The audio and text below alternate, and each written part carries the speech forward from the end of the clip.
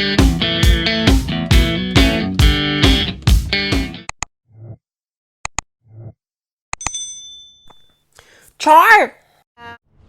Hello mga kababayan, this is Brian. You are watching again short vlog.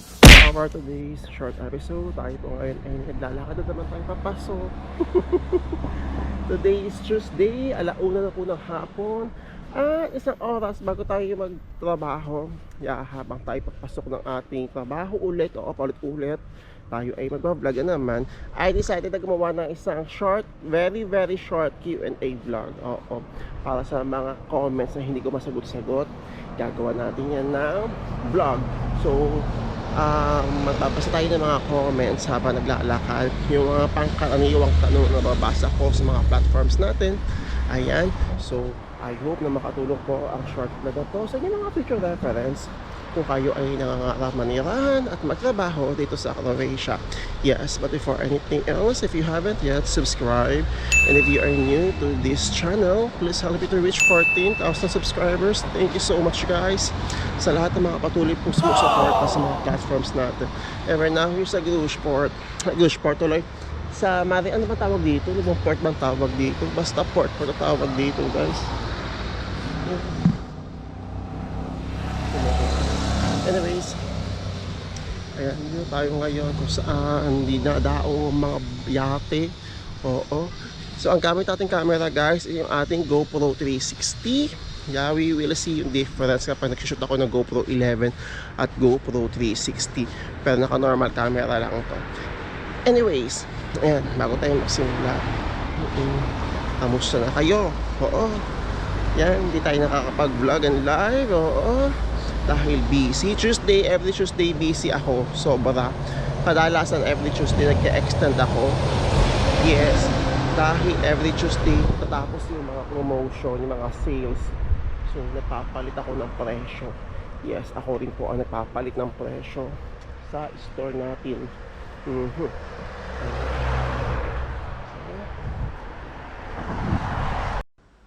Okay guys, so huwag ka rin kakabain ng vlog na to.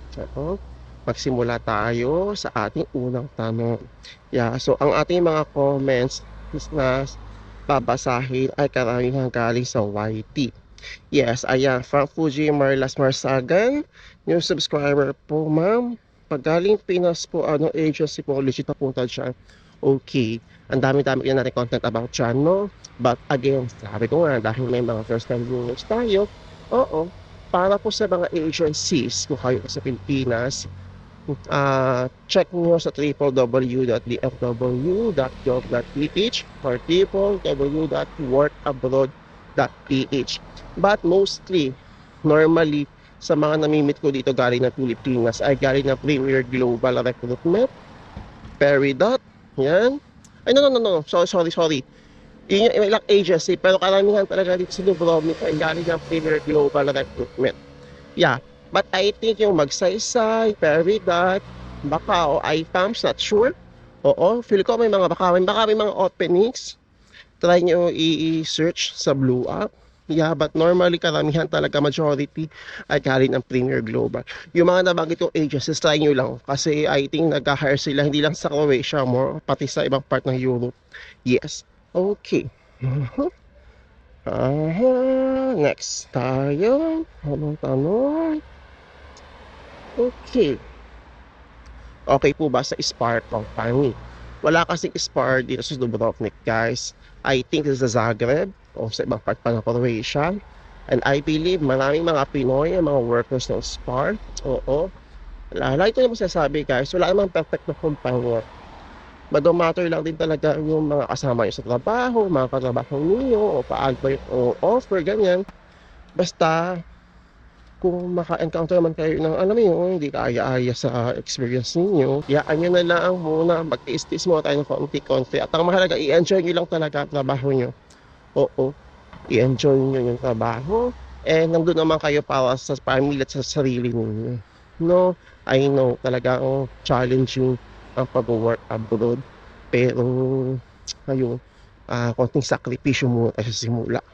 Yes, and ano naman, Kung may mga ganong senaryo kayo may encounter hindi maganda, naniniwala pa rin ako na mas marami pa rin magandang mas magagandang experience, mas masaya, 'di ba? So, yun, i-enjoy nyo lang yung magiging trabaho ninyo. Okay, next tayo. Hmm. Ito, hi po, sir, ask ko lang paano po procedure pag sakali na select po ako sa Croatia. Still working po ako sa Damam. Ano po kailangan kong gawin? Tapos yung contract o mag-resign? Hirap po mag-decide. Pero gusto ko po talaga makapasok ng Croatia. Sana mabigyan niyo ako ng advice. Okay.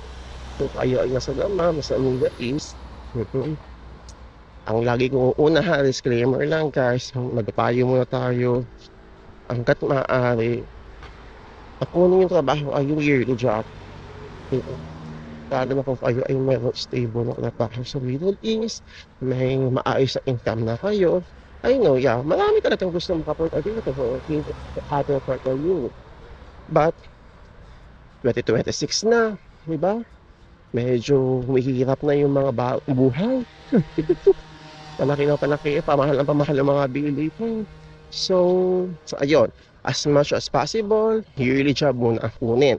Pangalawa, mas mainam po kung mag-resign kayo kapag lumabas na ang working permit, yeah, or depende kung lumabas na ang visa. Yes, ang hirap po kasi tansyain kung kailan lalabas ang mga documents na yan, lalo na sa working permit. Matagal-tagal po talaga. And ano pa ba? Ayun, yun lang po sir, ang payo ko. Basta pag-isipan nyo lang po na mabuti. Mag-resign kayo kapag may working permit na or visa. Kasi I think may exit visa ata dyan sa Daman. Oo. So, yun. Talagang magmamatter talaga, pinakaunang isipin ninyo yung klase ng trabahong papasukan nyo dito. Kasi napakahirap po talaga ng seasonal. Maraming mga nakakarao sa seasonal. Yeah, hindi naman lahat. Pero yun nga, since pahigpit na rin kasi na pahigpit dito, lalo na sa pag-release ng mga working permits. Diba? So, ideal talaga. Uh, mas mainam na yung yearly job yung kunin natin. Yun ay suggestions ko lang naman. It's always up to you kung gusto nyo i-grado seasonal. Okay? Walang pagtutuloy ulit na mangyayari. Next. Mhm. Ano pang benefits ng housekeeping sa Croatia? Benefits ng housekeeping. Siguro gawin natin general. Benefits ng pagtatrabaho sa Croatia. Oo. Same din. May mga insurance tayo dito. May work and life balance. And ano pa ba? Ano ba klaseng benefits na gusto nyo sabihin ko? Ako kasi guys, bilang isang tao, bilang isang expat dito, yung benefits, aside sa mga ganyan, insurance, pension, yung work and life balance, masaya naman ako sa kung ano ginagawa ko dito sa Croatia. Content to ako. Oo, yun nga, sabi ko nga kanina, wala namang perfectong kumpanya. Kasi ako guys, yung ginagawa ko dito sa labas sa Croatia, sa labas ng trabaho ko, wala na akong pakialam. Yun yung mindset ko. Ayokong dalhin yung stress ko sa pag-vlog, sa mga daladala ko sa trabaho, di ba? So, ayun, i-enjoy nyo lang talaga. Mag-enjoy kayo dito. Tingnan mo na. Napakaganda ng lugar. Yes. Di ba? So, ganito lang ginagawa ko. Napakaganda sa mata. And ano pa ba mga benefits? Ayun, kahit hindi naman kahit anong klaseng trabaho, isa sa mga benefits natin dito bilang workers ay yun nga, meron tayong libre accommodation. Hindi na kailangang isipin yung tubig, kuryente dahil shoulder ng employer yan. Yeah. Tapos yung standard of living na meron kayo, magkakaroon kayo dito. Again ha, marami na naman magsasabi dyan. Hindi naman mayaman ang bansang to. Okay, wala nasasabing langit ang Croatia at mayaman na bansa ang Croatia guys. Hindi naman perfecto ang Croatia. But, yun nga, lagi naman akong sinasabi, yung isa kong work and life balance. Ang gusto lang naman is after ng trabaho, makapagpag tayo sa mga sarili natin. Yun yung napaka-importante. Parang ang bilis ko naman maglakad. Oo. Ang bilis ko maglakad, guys. Ang lapit ko kagad sa store. Tapos, yun nga, di ba? Kahit hindi na ito, kahit magpakaril to ka tayo, ang dami rin talaga na e-excite na makapagtrabaho sa YouTube. Oo, di ba? So, again, ito guys, disclaimer ha, baka sabihin yung nilalahat ko. Diba? Siyempre, ang dami mga Pinoy nangangarap yung makapunta. So, yun na yung chance. Kasi among all Schengen countries sa Europe, guys, sa ngayon ha, noon siya pinakamabilis na pagbigay ng TRs. But yun nga, humihigpit na nga dito. So, we will see sa mga coming years kung ano mangyayari. Okay, ayan. Sa may park tayo, guys. Hata mo tayo na maaga pa. So, yung next na concern ay kung may makukuha pang lump sum dito sa Croatia o yung end of service. Oo. Usually, guys, normally, nasa Middle East ang mga yan. Pero, normally din, okay, normal dito sa Croatia na walang kadalasang ganun. Na, parang end of service, kagaya sa Middle East, yon. So, sa buong season ko dito, doon sa dalawang seasonal ko, nung end of contract ako sa kanila, wala akong nakuha. Which is normal naman yung dito, hindi naman ako nag-expect. Kasi nga, before naman ako pumunta rin dito, nagtanong-tanong din ako, nag-research din ako. So, wala expectations na naganap pagdating sa mga ganong, sa mga parang mga 13 month, may mga tao ba doon na resignation. Kaya hindi po uso dito sa Croatia yung mga ganun. Kaya kayo, yun nga, di ba? Dapat maipon, maging matalino sa pera, at the same time, may mga employers naman na nagbibigay ng ganun.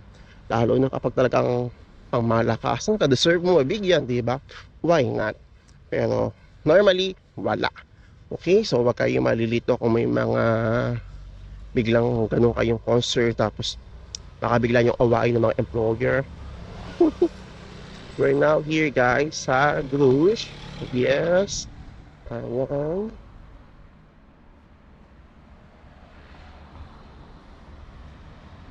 Lakad-lakad lang.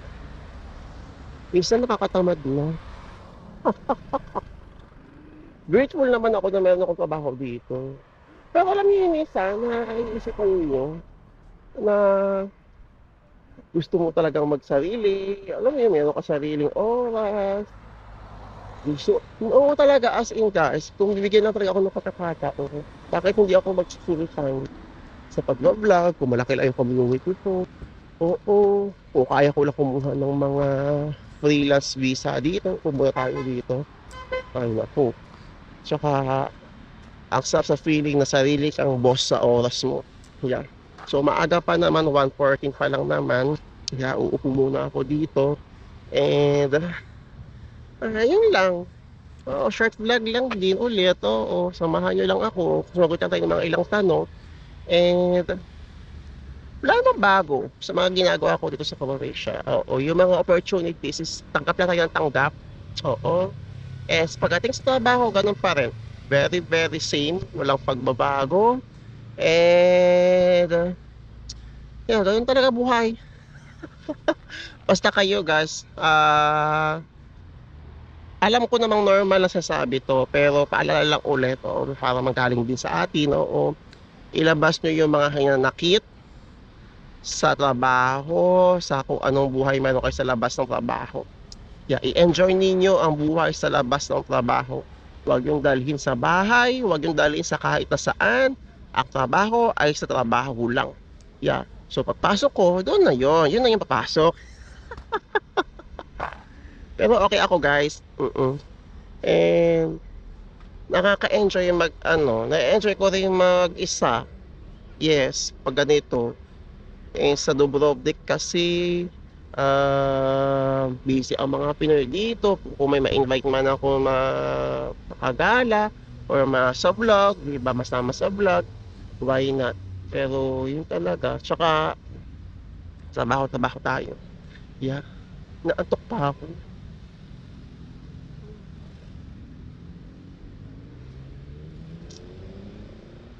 Hi, question tayo guys sa pag-aantay ng mga working permits. Marami sa inyo nag-worry, natatakot na ang tagal ng release ng mga working permits, baka ang ending madanay, diba? Wag yung isipin yung refusal, guys. Isipin niyo na lang talaga. Ibigay niyo yung 6 to 9 months na process. Yes, ibigay niyo yung 6 to 9 months. Sabi ko nga, yun lang yung hinihingi sa atin, maghintay. And whilst waiting, guys, make yourself busy. Kung may mga trabaho kayo, di ba? Focus muna kayo sa work ninyo habang may hinihintay kayo. Ipon kayo ng pang pocket money, ipon kayo ng, alam mo yun, ipon lang ng ipon. Oo. Huwag niyong isipin nyo, hindi porket nag-aantay kayo ng mga 4 na buwan na, ang iisipin nyo na kagad ay for refusal ang mga working permits ninyo. Okay, huwag niyong isipin yung ganun. Kasi hindi makakatulong sa mental health ninyo, guys, yung mga ganyang mindset. I know, madali lang sabihin sa part ko. But, sige nga, ano pa yung dapat nating gawin? Di ba? You just have to trust the process, maghintay at magdasal. No, wag yung lasunin ang mga isip ninyo na yung mga nababasa ninyo ay ganun yung may. As much as possible, gusto ko siyang iwasan. Yeah, kasi alam niyo yun, ang dami-dami yun nga nababasa, tapos papanood nyo pa sa vlog ko yung mga ganong klaseng contents. Let's just motivate each other. Yeah, hindi masama mag-real talk.